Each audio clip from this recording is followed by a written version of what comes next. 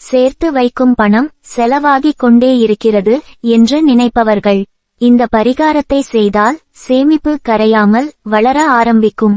இந்த பரிகாரத்தை செவ்வாய் அல்லது வெள்ளிக்கிழமையில் செய்வது சிறப்பு.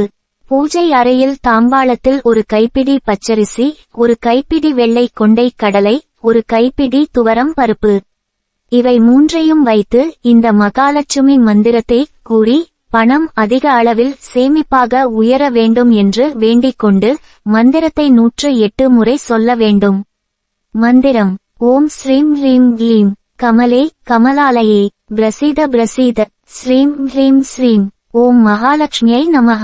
பச்சை அல்லது மஞ்சள் நிற துணியை எடுத்து தாம்பாளத்தில் வைத்திருக்கும் 3 பொருட்களையும் கொட்டி ஒரு மூட்டையாக கட்டி அந்த மூட்டைக்கு மஞ்சள் குங்குமம் வைத்து சாம்பிராணி தூபம் காட்டிவிட்டு பணம் இருக்கும் இடத்தில் வைத்து விட வேண்டும்.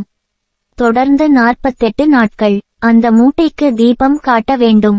48 நாட்கள் முடிந்த பிறகு வரும் செவ்வாய் அல்லது வெள்ளிக்கிழமை அன்று இதில் இருக்கக்கூடிய பொருட்களை ஓடுகின்ற நீரிலோ அல்லது கால் படாத இடத்திலோ போட்டுவிட்டு மறுபடியும் புதிதாக இதே பரிகாரத்தை செய்ய வேண்டும்.